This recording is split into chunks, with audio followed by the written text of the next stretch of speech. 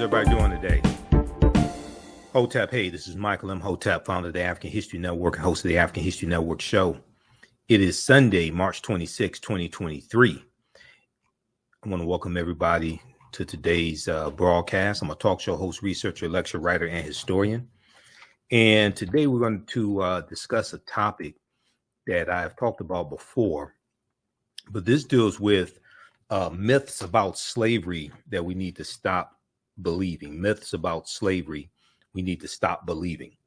So we'll discuss this in this history lesson. And then also I'll give you information because I'm teaching another session of my 12-week online course today. Black resistance movements from the Haitian Revolution, U.S. Civil War, Civil Rights Movement, and Black Power Movement. Okay, so we're going to start that as soon as I finish this broadcast. So I'll give you the information so you can register for that class as well. Okay, so there's a really good article from the Washington Post by two African-American female historians, Dr. Dana Ramey Berry and Dr. Talitha L. LaFloria. And I know both of them. I've had both of them on the African History Network show. The name of this article is 5 Myths About Slavery. No, the Civil War didn't end slavery, and the first Africans did not arrive in America in 1619. So this article is from February 7th, 2020, from the Washington Post. Okay, it's a really good article by these two sisters. And the Dr. Talitha LaFloria, I've interviewed her on the African History Network show about this book here, Chained in Silence. This is a book she wrote, Chained in Silence, Black Women and Convict Labor in the New South. Chained in Silence, Black Women and Convict Labor in the New South. All right. So you can check out that article, check out that book by Dr. Talitha L. LaFloria. And she also wrote this article, co-wrote this article along with Dr. Dana Ramey Berry. Now, Dr. Dana Ramey Berry has an essay and let me find the book here. Dr. Dana Ramey Berry has an essay in the book that deals with the Nat Turner Rebellion. Okay. And I just saw the book here. Hold on, in the office. This deals with the Nat Turner Rebellion of 1831. So the Birth of a Nation. Okay, this book, The Birth of a Nation, which deals with the Nat Turner Rebellion of 1831. And this is the official movie tie-in. Okay, the official movie tie-in, The Birth of a Nation, Nat Turner and the Making of a Movement, edited by Nate Parker.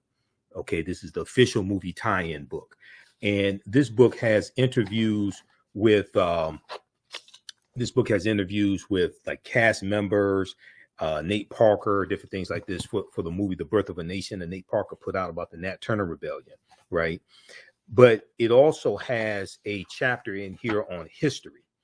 And this chapter on history starts on page 35. It's called The Unbroken Chain of Enslaved African Resistance and Rebellion, written by Dr. Erica Armstrong Dunbar and Dr. Dana Ramey Berry. This chapter right here, it starts on page 35. So this chapter is a historical chapter, which gives background information on Nat Turner and the Nat Turner Rebellion. All right, so these two sisters that I just explained to you, they wrote this article here. So let's look at this. So number one myth. Well, first off, they talk about this study from the Southern Poverty Law Center that I've talked about on the African History Network show before, and I use in my online classes. The name of the study is Teaching Hard History American Slavery, Teaching Hard History American Slavery. And the article starts out and says only 8% of high school seniors can identify slavery as a central cause of the U.S. Civil War. Only 8% of high school seniors can identify slavery as a central cause of the U.S. Civil War, according to a recent Southern Poverty Law Center survey.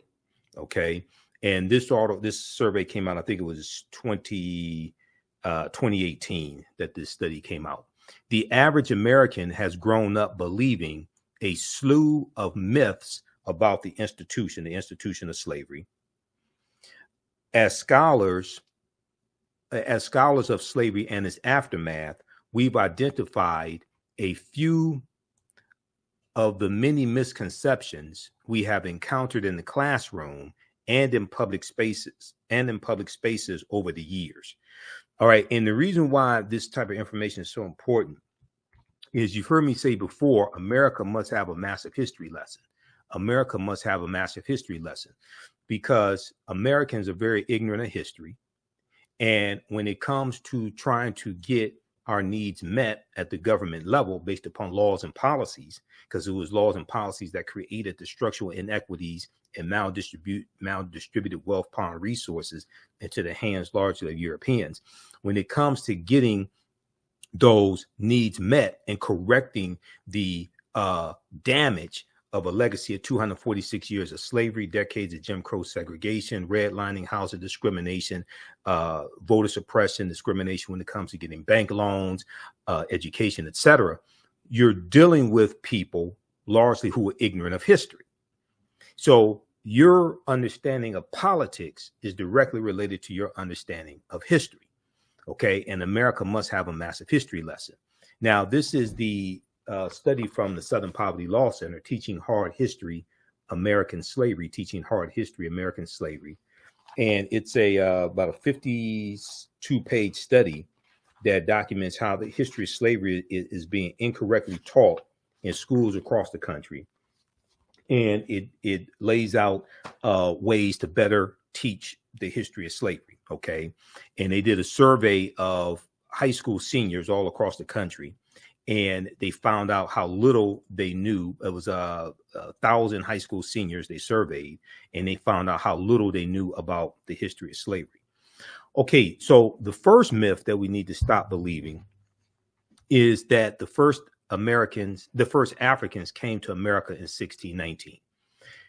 Now we know August 20th, 1619 has been drilled into our heads. We know you have the 1619 project, and they do have some good information in the 1619 project. It is flawed. I've talked about that before here on the African History Network show. And then we know you have the 1619 project on Hulu, things like this. But not a lot is talked about the African presence before 1619. And that's really problematic because this was our land stolen from us. Okay. And the sooner we realize that, the better off we'll be. And we'll have a seismic shift in the mindset of African Americans. And we have to correct the historical record. So U.S. history textbooks commonly introduce 1619 as the year Africans arrived in America. This date has appeared in sources such as the Atlanta Journal-Constitution and the Associated Press. And it has become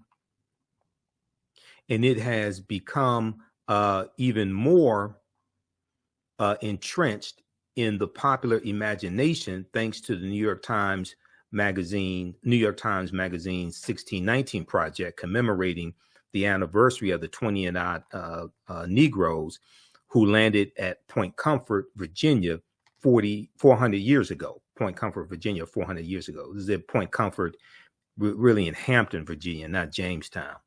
While this date is indeed significant to British arrival and settlement, Africans came to America well earlier.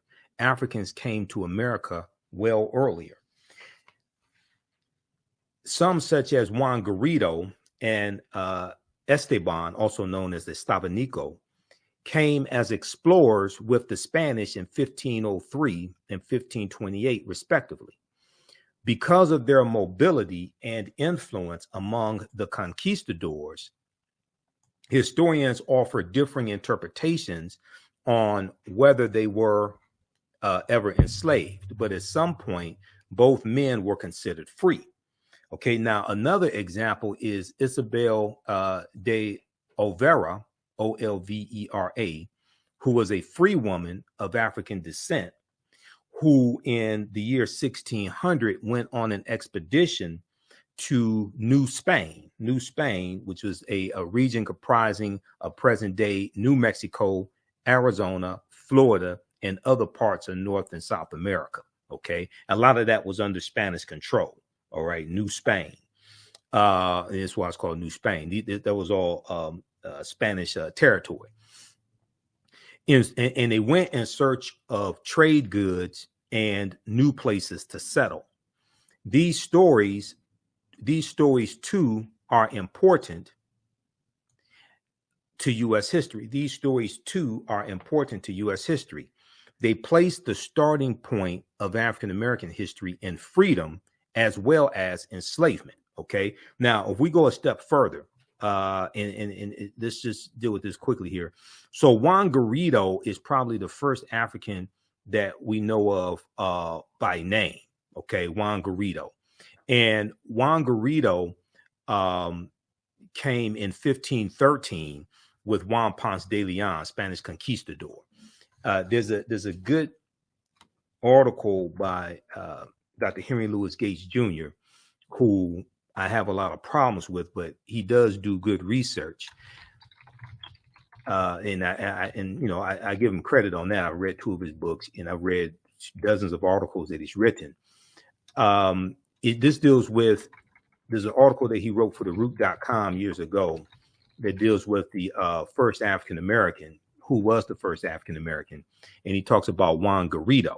Okay, and this was in a series that Gates did some years ago for the root.com called 100 Amazing Facts About the Negro. This is back in like 2012, 100 Amazing Facts About the Negro. And he took each week, he would take a fact from J.A. Rogers' book, 100 Amazing Facts About the Negro. And he would do research on it and write an article about it. So who was the first African American? This is from October 22nd, 2022, from the root.com.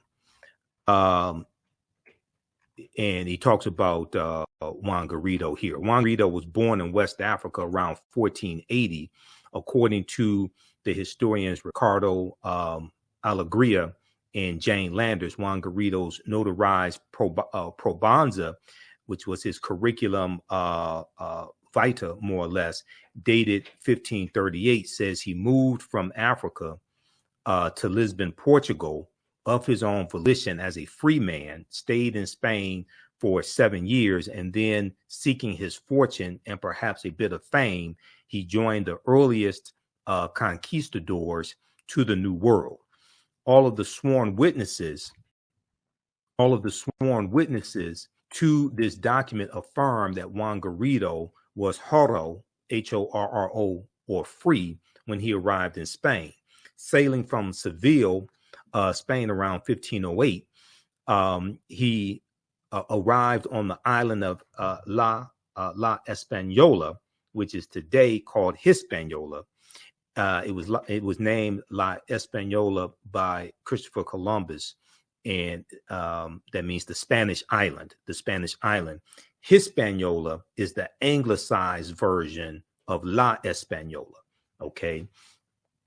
We know that the Taino referred to that land as Quisqueya. That's one of the names they refer to it as, Quisqueya. Now, the island on which the Dominican Republic and Haiti reside, okay, is La Española or Hispaniola. He later sailed in San Juan, Puerto Rico. Okay.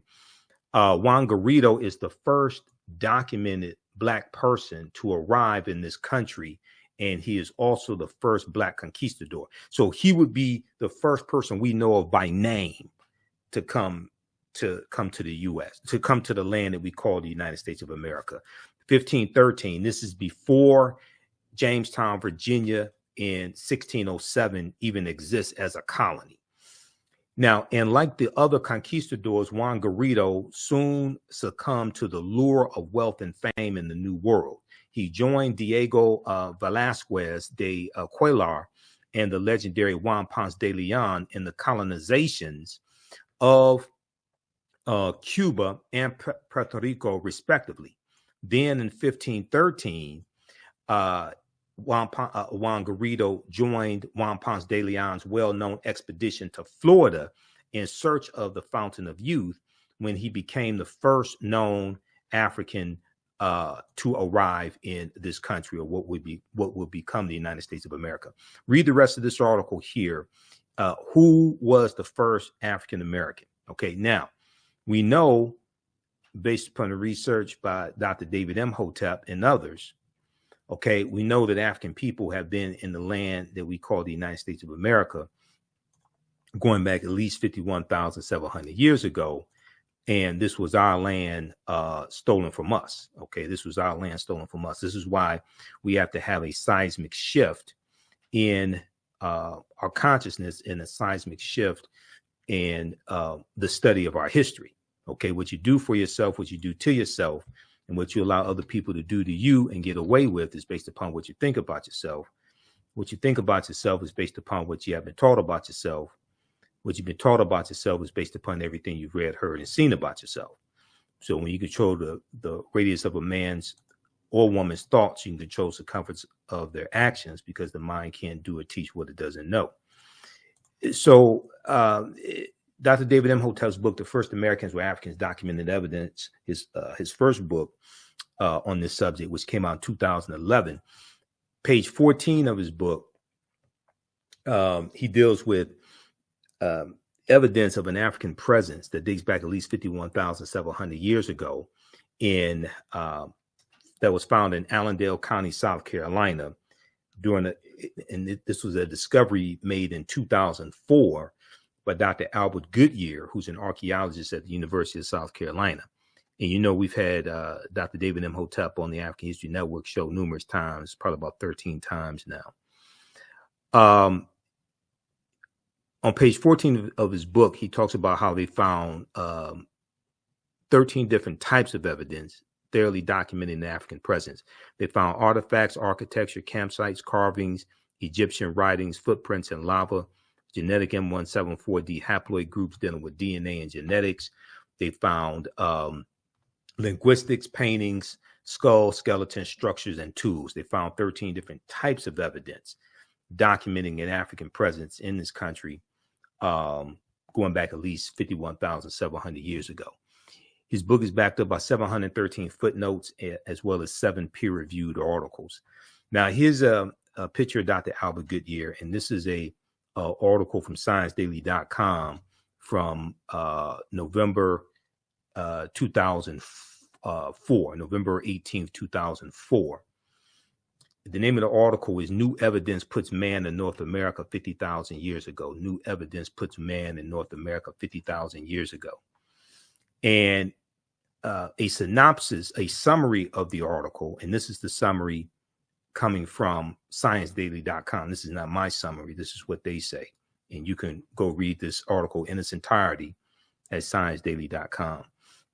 It says, radio tests of carbonized plant remains, where artifacts were unearthed last May along the Savannah River in Allendale County by University of South Carolina archaeologist Dr. Albert Goodyear, indicate that the sediments containing these artifacts are at least 50,000 years old, meaning that humans inhabited North America long before the last ice age. Okay, so you can read that article, New Evidence Puts Man in North America 50,000 years ago. All right, so then we have to ask, well, who were these African people? So these were the Khoisan, who have the oldest DNA on the planet. These are the short-statured Africans. The Khoisan come from Southern Africa. They go all around the world. They're the ancestors to the Ainu and the Twa, and they were also here in this land that we call the United States of America. In October 2012, genetic study published in Science magazine found that the Khoisan in Southern Africa are the oldest ethnic group of modern humans, with their ancestral line originating about 100,000 years ago. The Khoisan, formerly called by the derogatory term Bushmen, are genetically unique, and no other currently known population had separated so early from our common modern human ancestor, according to the report. So here's a picture of a couple of Khoisan women. Okay. Now, the Khoisan live mainly in southern Africa in territories spanning Botswana, Namibia, Angola, Zambia, Zimbabwe, and South Africa. They are largely divided into two groups, hunters and gatherers, or gatherers known as the Sans people, and keepers of the livestock known as the Khoi Khoi people. The Khoisan languages include the distinctive click sounds that are not found in the languages of their neighbors. Okay, so there's a good article from AtlantaBlackStar.com called 5 Ethnic Groups that put the first human, that proved the first humans were black. 5 ethnic groups that proved the first humans were black.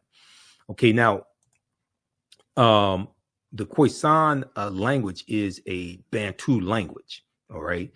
And in the movie Black Panther, the language that we see spoken in the movie Black Panther is isiXhosa, which is a Bantu language also, okay? If we look at what is Bantu, Bantu languages are a group of some 500 languages belonging to the Bantoid subgroup of the Benue Congo branch of the Niger-Congo language family. The Bantu languages are spoken in a very large area, including most of Africa, from southern Cameroon eastward to Kenya and southward to the southernmost tip of the continent. 12 Bantu languages are spoken by more than 5 million people, including Rundi, Rwanda, Shona, Xhosa or isiXhosa, and Zulu, okay? Swahili, which is spoken by 5 million people as a mother tongue and some 30 million as a second language, is a Bantu lingua franca, important in both commerce and literature. So for more information, check out this article from Britannica.com called what is that deals with Bantu and Bantu languages. All right. Okay, now let's continue here. Beneficial for African Americans, whose policies are most realistic, whose policies would do the least amount of harm, who can create an environment for us to push our agenda the farthest to get the most accomplished, and who will protect gains that have already been made. That's what it's about. So Absolutely. Don't compare. So I'm neither Democrat nor Republican. I'm definitely not stupid. Don't compare Democrats to perfection. Don't compare them to the almighty. Compare them to the alternative. The alternative are Republicans. There it is. There it is. Brother Michael Imhotep, always a pleasure to have you. Brother, very quickly, let's talk about the work you're doing with the African History Network. Yeah, so I teach online history classes, among other things, online history classes Saturdays and Sundays. This Saturday and Sunday, we're offering free class sessions. Saturday, 2 p.m. Eastern Standard Time, Ancient Kemet, the Moors, and the Ma'afa, Understanding the Transatlantic Slave Trade. It's a 12-week online class that I teach. We deal with thousands of years of history, what leads up to the transatlantic slave trade taking place. All the sessions we do live, but they're archived and recorded. You can go back and watch them a year from now, 2 years from now. And then Sunday, 2 p.m. to 4 p.m. Eastern Standard Time, I teach another class, Black Resistance Movements, from the Haitian Revolution, U.S. Civil War, Civil Rights Movement, and Black Power Movement. We look at history chronologically from 1800 to 1968 to understand the laws and policies put in place that brought us to where we are today, to understand where we need to go from here. And you'll learn political self-defense and psychological self-defense as well, understanding our history and culture. So visit our website, theafricanhistorynetwork.com, theafricanhistorynetwork.com, and you can use both of these classes with your children as well. I would say the content is PG-13. That's awesome. There it is, Brother Michael Imhotep. You can see him here on The Culture, as well as Roland Martin Unfiltered, here on the Black Star Network, one of our great scholars and researchers here. Thank you, Brother Michael. It's always a pleasure. Hey, thanks, Raji. All right, Pete. And also, you can, if you like this type of information, you can register for the 12-week online course that I teach on Sundays, normally 2 p.m. To 4 p.m. Eastern Standard Time. Black resistance movements, from the Haitian Revolution to the U.S. Civil War, Civil Rights Movement, and Black Power Movement. So we're going to start that class as soon as I finish with this broadcast today. Our next class is Saturday, March 26th. And we do the sessions live. All the sessions are archived and recorded, so you can go back and watch it anytime. We have the link here in the thread of the broadcast, but it's also on the homepage of our website, theafricanhistorynetwork.com, theafricanhistorynetwork.com. So when you go to the website and scroll down the page, scroll down, we have the information there. Let's see. Okay, yep. Black resistance movements from the Haitian Revolution. Okay, so the class is on sale, $80, regular $130. We do the sessions live. All the sessions are archived and recorded. You can go back and watch it anytime. Click right here to register here for the course. As soon as you register, you can start watching content. You can watch class we did last week, and you can join us in class today. And then the class I teach on Saturdays is Ancient Kemet, the Moors, and the Ma'afa, Understanding the Transatlantic Slave Trade, what they didn't teach you in school. Okay. And we do thousands of years of history, what leads up to the transatlantic slave trade happening. Click right here to register for the full course also. And we had a great class yesterday. So as soon as you register, you can watch the class that we did on Saturday, March 25th. Okay. And I'm going to post a link here so you can register for today's class. And then you can also watch the archive content. All right, let's continue. Give us a thumbs up, give us a heart, give us a like on this broadcast. Hopefully everybody can hear me okay. All right, can everybody hear me well? Testing. Okay, you should be able to hear me okay, because I had to upgrade the laptop and buy this new laptop, so everything should be good, which was a huge investment. All right, so let's go back to this article here dealing with myths about slavery that we need to stop believing. And this is a good article from the Washington Post by Dr. Dana Ramey Berry and Dr. Talitha LaFloria. We've had both of these African-American female historians on the African History Network show.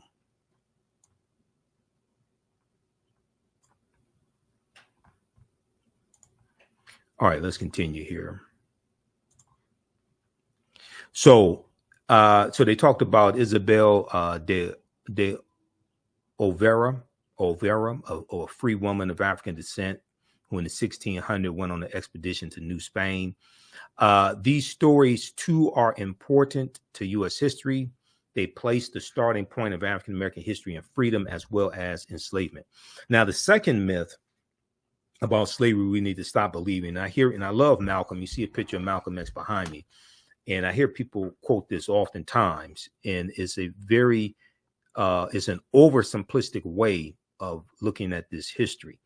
But the second myth we need to stop believing is that enslaved people who worked in the house had easier lives. Enslaved people who worked in the house had easier lives. So in a 1963 speech, Malcolm X strongly separated enslaved people who worked in the house from those who worked in the fields, claiming that the former group, the house slaves, enjoyed greater privileges and comforts, and that some even identified with their enslavers.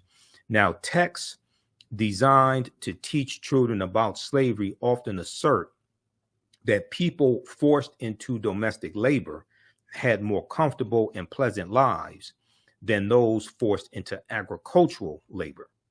But the distinction is not that simple. They're absolutely correct. The distinction is not that simple when you actually study the history.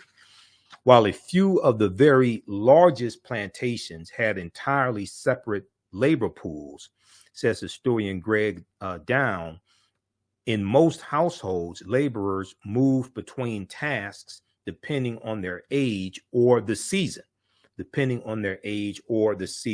Spring, winter, summer, fall. Okay. And working indoors had its own physical and psychological hardships. Enslaved African people were on call 24 hours a day, mostly on their feet and in close proximity to their enslavers, which led to greater scrutiny of their work, according to historian Deborah Gray White. Some of this labor included helping their enslaver dress, bathe, style their hair, and fan flies, in addition to cooking, cleaning, and running errands. Intimate interactions involving personal touch and knowledge of people's innermost lives. In these settings, writes historian Thavalia Glymph, Glymph, domestic laborers often experience physical and sexual abuse.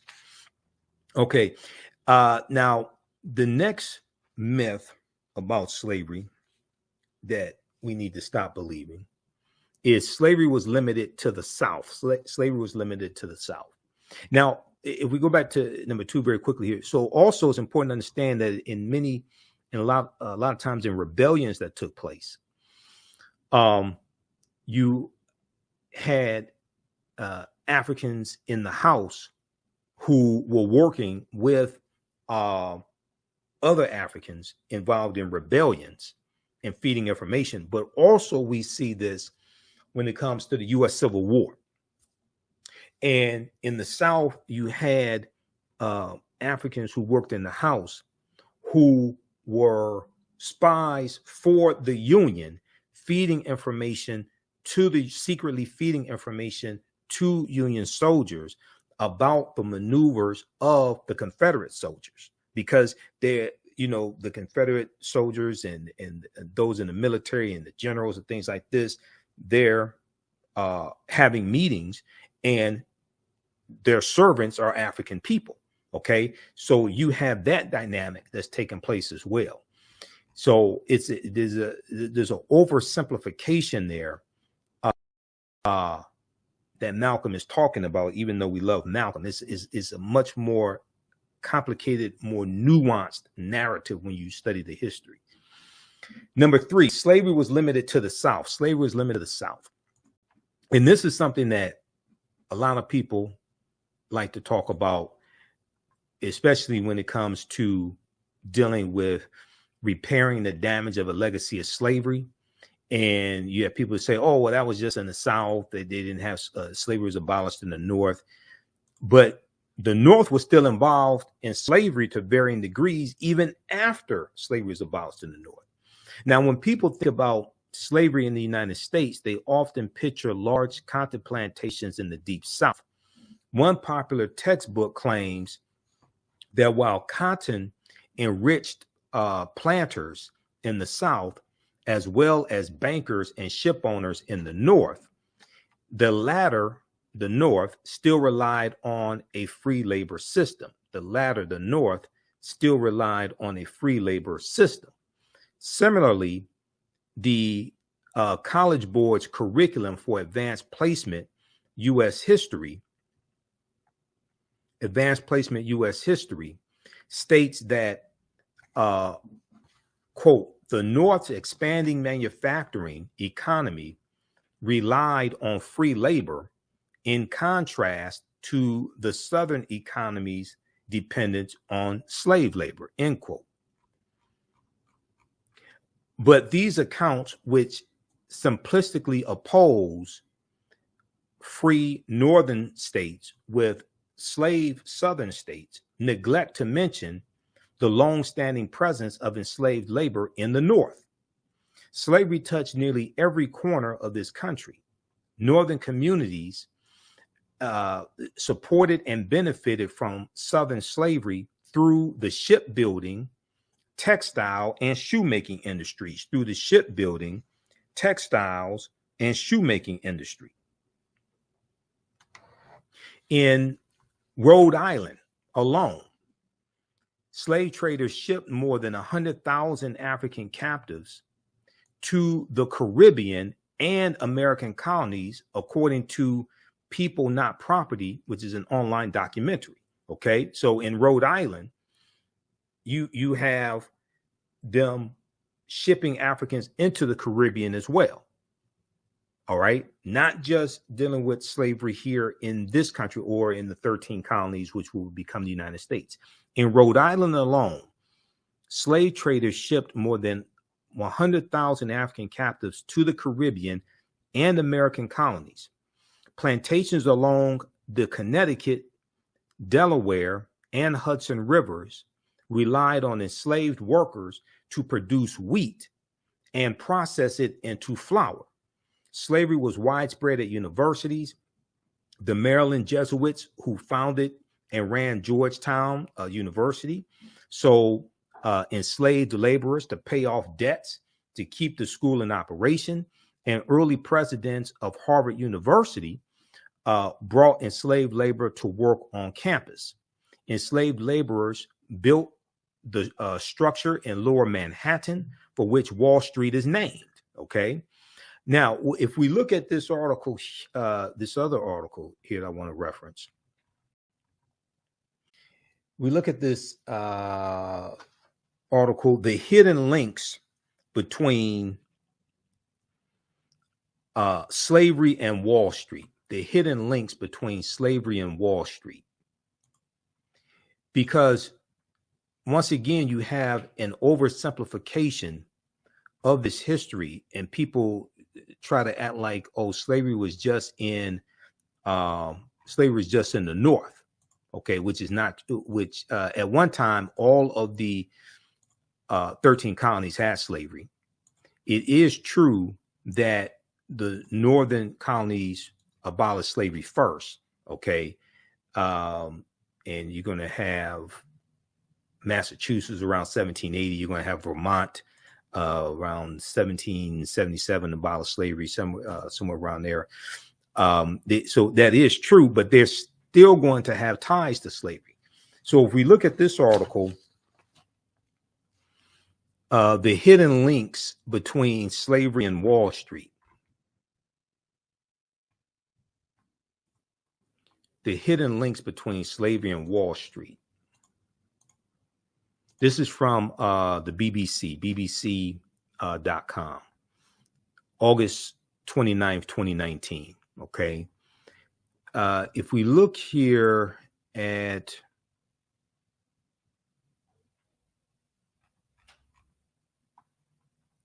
right here, by some estimates, New York received 40% of U.S. cotton revenue through money its financial firms,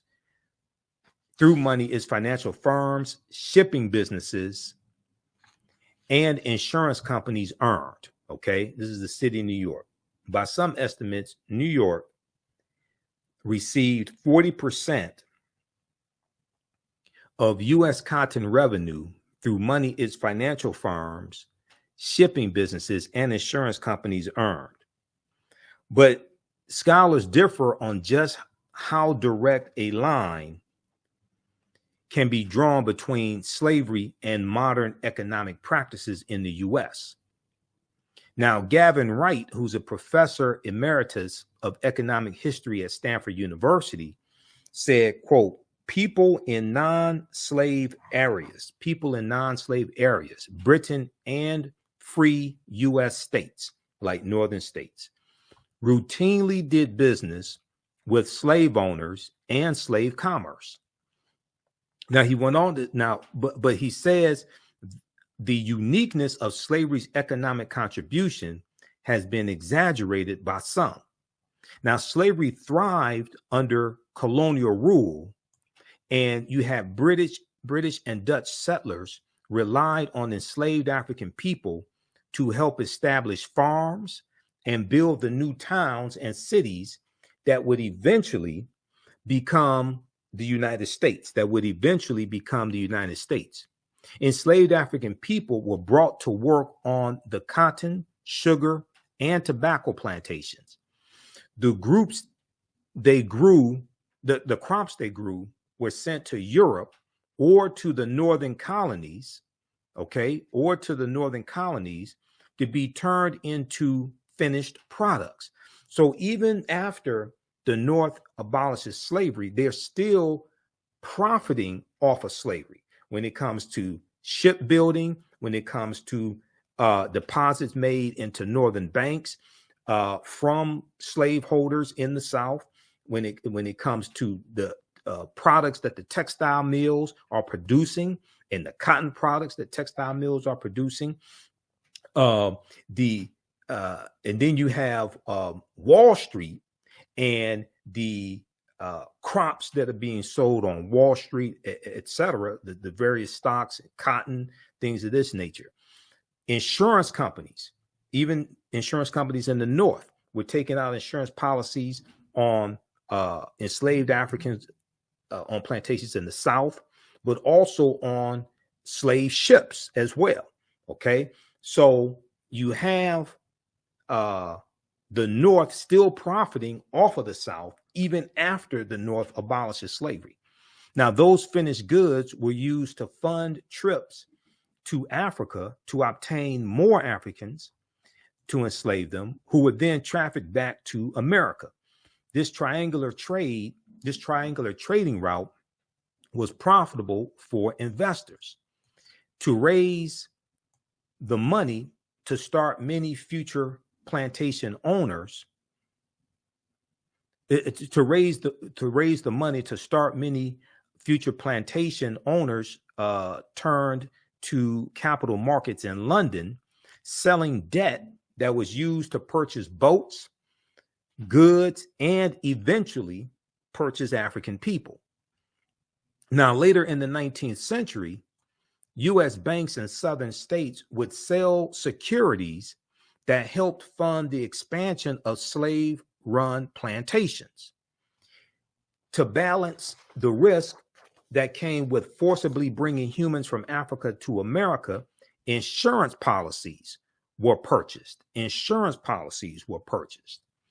These policies protected against the risk of a boat sinking and the risks of losing individual slaves once they made it to America.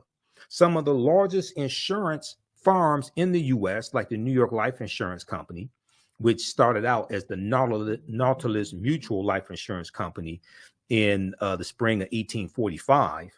Okay, then they're going to change their name to the New York Life Insurance Company.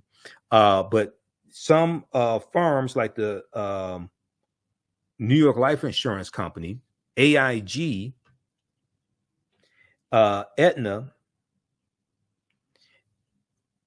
all sold policies that ensured slave owners would be compensated if the African slaves they owned were injured or killed.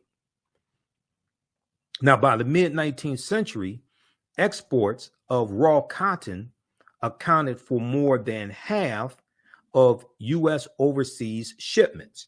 By the mid-19th century, exports of raw cotton accounted for more than half of U.S. overseas shipments, or what we would call exports. What wasn't sold abroad was sent to mills, these factories in the northern states, including Massachusetts and Rhode Island, to be turned into fabric. So here you have, once again, the northern states benefiting from slavery in the southern states and the products and the cotton that the southern states are producing. The money southern plantation owners earned could not be kept under mattresses or behind loose floorboards.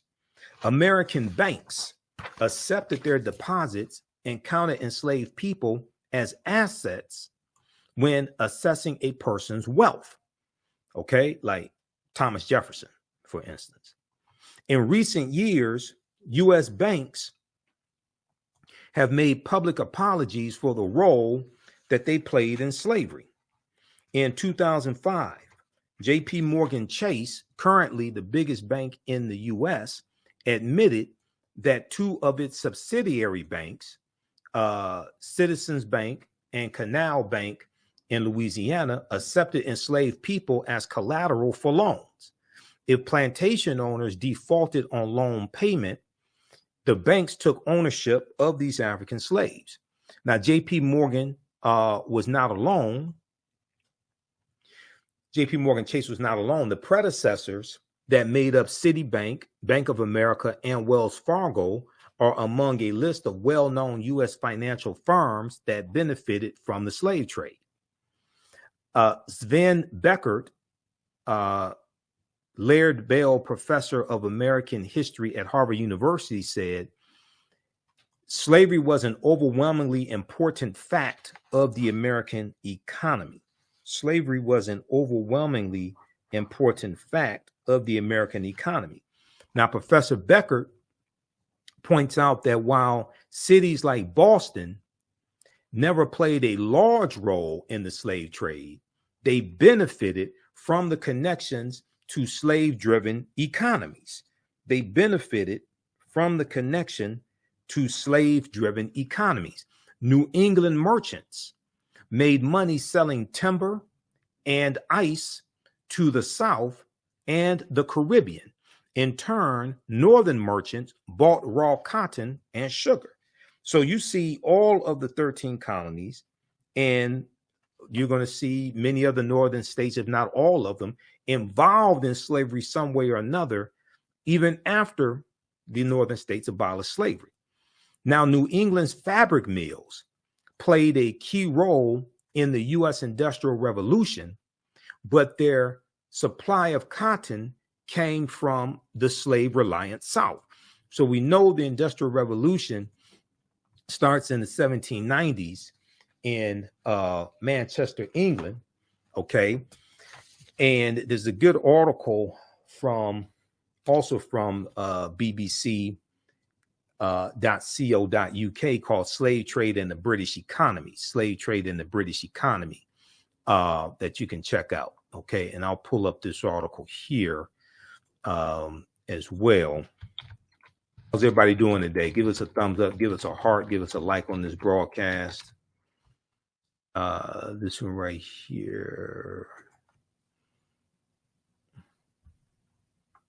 And I'll give you information about the online class that I'm teaching today as well.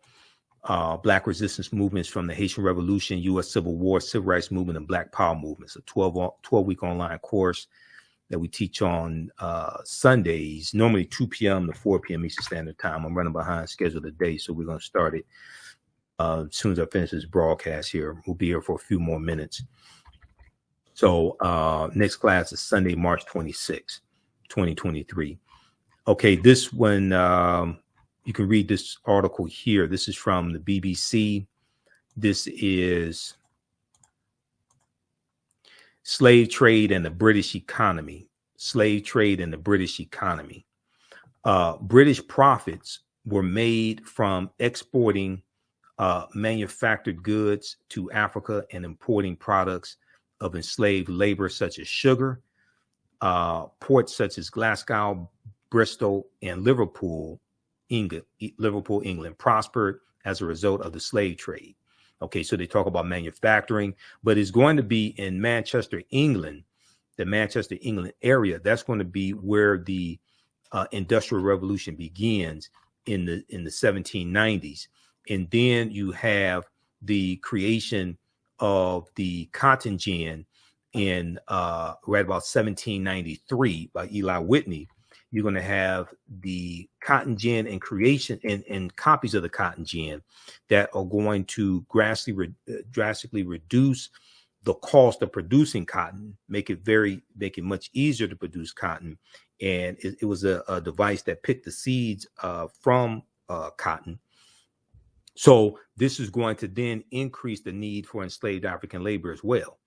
From 1750 onwards, a new industry emerged in Britain, the production of cotton cloth. Wool production had previously been Britain's major industry, but cotton had one key advantage. Machinery could produce cotton fibers better than wool. As a result, it was cotton production that the Industrial Revolution began. As a result, it was in cotton production that the Industrial Revolution began, particularly in and around Manchester, England. The cotton used was mostly imported from slave plantations. Slavery provided the raw material for industrial change and growth. The growth of the Atlantic economy was an integral part of the growth of exports. For example, manufactured cotton cloth was exported to Africa. The Atlantic economy can be seen as the spark for the biggest change in modern economic history. The Atlantic economy in the 1700s was founded on slave labor. Okay, so read the rest of this article, and they have different panels in the article. This is from panel number 4. Okay. Slave trade and the British economy. This is from BBC, bbc.co.uk. All right, let's continue here.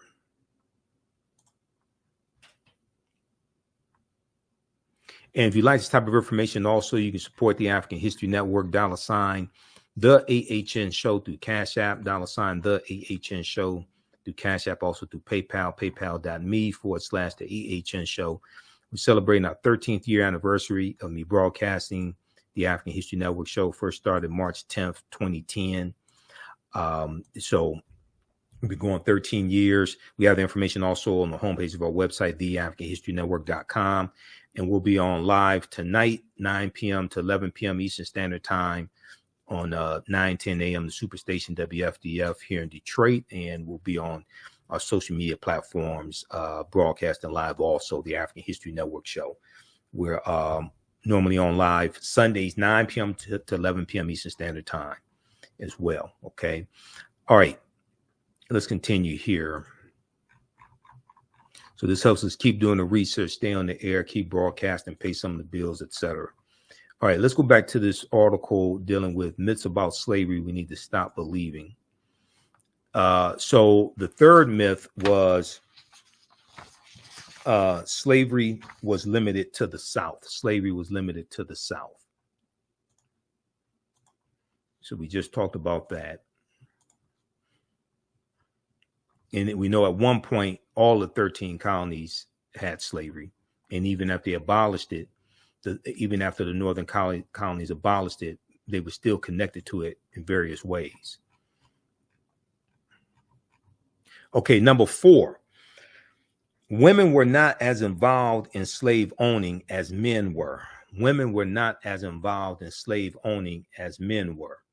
Okay, now, the 1939 blockbuster movie Gone with the Wind cemented the myth of the essentially innocent Southern belle who only passively benefited from slavery, Throughout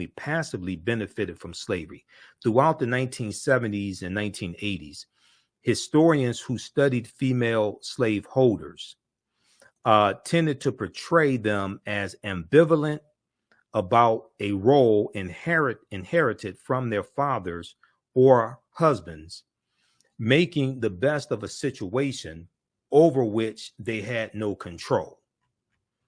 In fact, white women actively participated in the institution of slavery. In the book, They Were Her Property, White Women as Slave Owners in the American South by historian Professor Stephanie E. Jones Rogers, who's she's a professor at UCLA in California, if I remember correctly, it's UCLA. Professor Stephanie E. Jones Rogers shows that white women had a deep economic investment in slavery and exercised extraordinary control over the enslaved people in their households. Many white women learned this practice from birth, receiving enslaved African people as gifts when they were children or even infants. Women bought and sold white women bought and sold people at auctions and successfully sued their male family members for control of their laborers. White women supervised plantations and brutally punished their human property. One white mistress crushed the jaw of an 8-year-old Henrietta King under the weight of a rocking chair because Henrietta King had taken a piece of candy. The woman who enslaved Harriet Jacobs spit in the kettles and pans to keep her from eating leftover scraps. Now, I don't know if Henrietta Jacobs spit in her white female slave owners' water like Kizzy did in Roots. You remember? I don't know if she did that, but hey. All right, now I did a presentation dealing with Professor Stephanie E. Jones Rogers and her book, They Were Her Property, her groundbreaking book. And her book deals with how about 40% of slave owners from 1850 to 1860 were white women. Okay, now AtlantaBlackStar.com has a good article about this book, and the name of the article is research by female professor. And let's flip over to this article here because I have it up. Okay, research by black female professor reveals startling truth that white women made up 40% of slave owners. This is from March 25th, 2019, from AtlantaBlackStar.com. Here's a picture of Professor Stephanie E. Jones Rogers. Okay, and it says Professor Stephanie E. Jones Rogers, an associate professor of history at the university. She's at University of California, Berkeley. That's what she is. Yeah.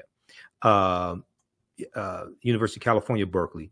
An associate professor combed through data from the 1850 and 1860 U.S. Census and revealed that white women made up around 40% of slave owners. White women made up around 40% of slave owners. The findings helped Professor Stephanie E. Jones Rogers compile her book, They Were Her Property, White Women as Slave Owners in the American South. Now, on her department page, the history department page at the University of California, Berkeley, Professor Stephanie E. Jones Rogers describes the February 2019 release as, quote, a regional study that draws upon formerly enslaved people's testimony to dramatically reshape current understandings of white women's economic relationships to slavery, end quote. Okay. In the book, Professor Stephanie E. Jones Rogers explained that white women's involvement in slavery comes from family, as their slave-owning parents, quote, typically gave their daughters more enslaved people than land, typically gave their daughters more enslaved people than land.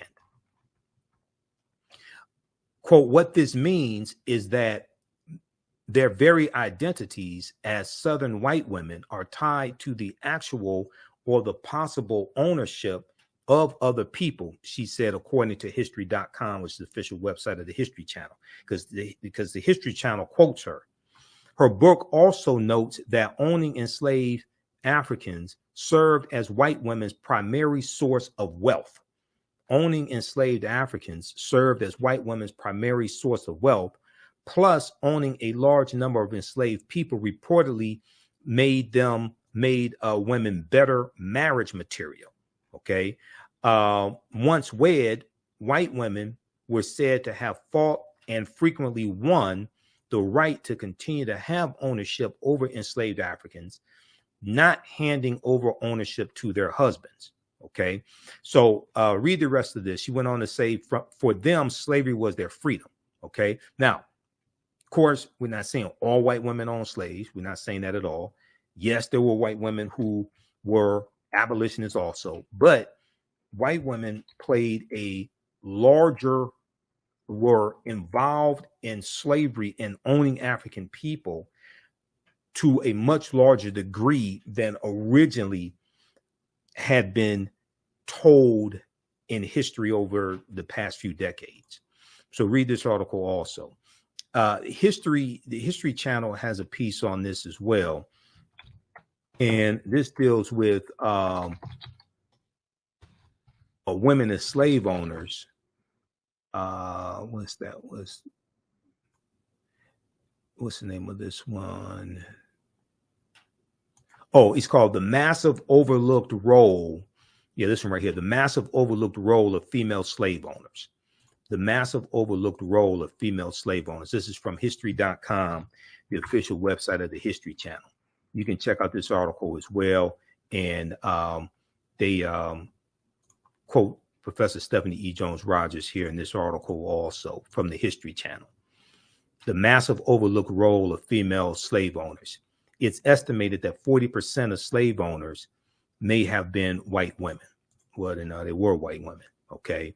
And they talk about Professor Stephanie E. Jones Rogers here. All right, so read that one. So these myths are being put to rest. Okay, hopefully the evidence is there. Okay, to put these myths to rest. All right, how's everybody doing today? Give us a thumbs up, give us a heart, give us a like. Follow us here on the African History Network Facebook fan page. Turn on live notifications when we go live. Follow us on our YouTube channel, Michael Imhotep, Imhotep. Also register for the online history courses that I teach on Saturdays and Sundays. We have another class that I'm teaching today. As soon as I finish this broadcast, Black resistance movements from the Haitian Revolution, U.S. Civil War, Civil Rights Movement, and Black Power movement. It's a 12-week online course that I teach. And we look at history from 1800 through 1968. Teach this at my online school, the African History Network. So you can register for this 12-week online course. We do the sessions live. All the sessions are archived and recorded. Normally do 2 p.m. to 4 p.m. Eastern Standard Time on Sundays. I'm running behind schedule today. I had to teach a class. Yesterday, and getting ready to do our radio show tonight, 9 p.m. to 11 p.m. Eastern Standard Time. So we're going to get started here in a few minutes. But click right here to register here for the full class. It's on sale $80, regularly $130. And we have a bundle pack where you get both classes for $120 also. We do the sessions live. All the sessions are archived and recorded, and you can go back and watch it anytime. Okay, so a year from now, 2 years from now, you can go back and watch the entire course. And we look at history chronologically from 1800 to 1968. And we start with the census of 1800, the Haitian Revolution, 1791 to 1803, and Louisiana Purchase of 1803, because those two events are related. And we go through and look at history chronologically to see what leads up to the Civil War taking place. We analyze the Civil War. We look at the Reconstruction era, 1865, 1877, Jim Crow era, Great Migration, 1915, 1970, World War I, World War II, Civil Rights Movement, and Black Power movement, to understand what happened to us after slavery ended. What were the laws and policies put in place to bring us to where we are today, to understand where we need to go from here. Okay, so you can register for that at theafricanhistorynetwork.com. And we have the link on the thread of our broadcast also to register for the class. Okay, number five myth about slavery we need to stop believing. The Civil War ended slavery. The Civil War ended slavery. Okay. Many Americans have internalized the idea that slavery ended shortly after the Civil War. A National Geographic educational guide, for example, marks December 18th as the day the United States abolished slavery by adopting the 13th Amendment.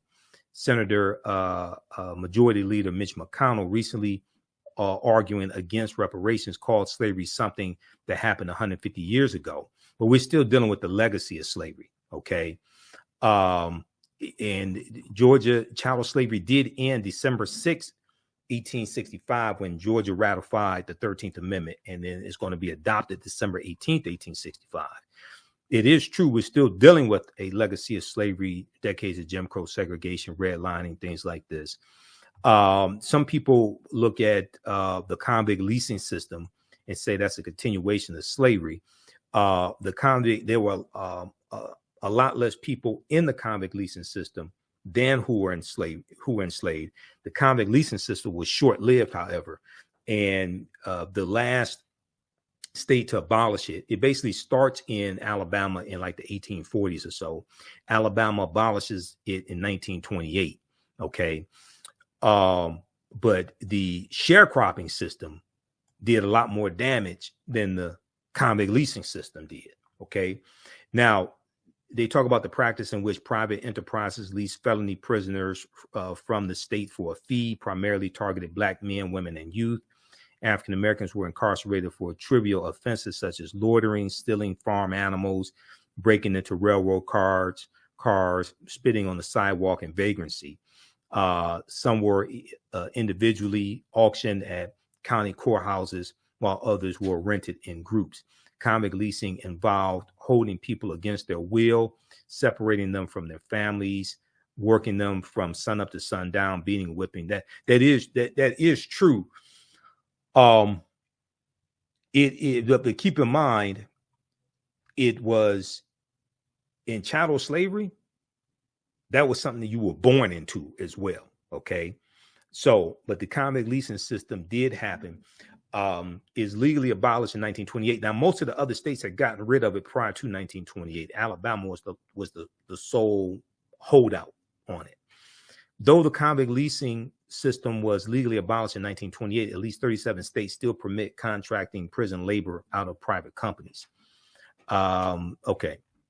So read the rest of this here, and also understand, people talk about privatized prisons. Yes, privatized prisons should be abolished, but only 8% of prisons in the U.S. are privatized prisons. The overwhelming majority of prisons in the U.S. are not privatized prisons. Even though privatized prisons should be abolished, only about 8% of the prisons in the U.S. are privatized prisons. Okay, so check out this article from the Washington Post. Look at the other articles that I talked about as well. 5 myths about slavery. Okay, 5 myths about slavery.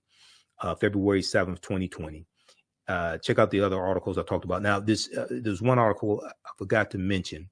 I meant to mention it when we dealt with, we talked about the British and the Dutch and Wall Street, right? So where does the name Wall Street come from? Where does the name Wall Street come from? Now, there's a good article from AtlantaBlackStar.com called 7 Eye-Opening Facts on How Wall Street Was Built and Created Via Slavery. 7 Eye-Opening Facts on How Wall Street Was Built and Created Via Slavery. Now, this is from December 30th, 2014. December 30th, 2014 for AtlantaBlackStar.com. And the first fact, enslaved Africans actually built the wall that gave Wall Street its name. Okay. New York City was a Dutch settlement known as New Amsterdam in the Dutch colonial province called New Netherland during much of the 17th century. Through the Dutch West India Company, the Dutch utilized the labor of enslaved Africans who were first brought to the colony around 1627. Now, the enslaved Africans built the wall that gives Wall Street its name, forming the northern boundary of the colony that warded off resisting natives who, in 1627, warding off the enslaved Africans built the wall that gives Wall Street its name, forming the northern boundary of the colony that warded off resisting natives who wanted their land back. So from its creation, the wall that Wall Street is named after was a hedge ensuring the survival of whites and white supremacy. Okay, so that goes back to 1627 in the Dutch colony of New Amsterdam, and it was a wall built by African people. So read the rest of this article here, 7 eye-opening facts on how Wall Street was built and created via slavery. All right, so hopefully you learned a lot today.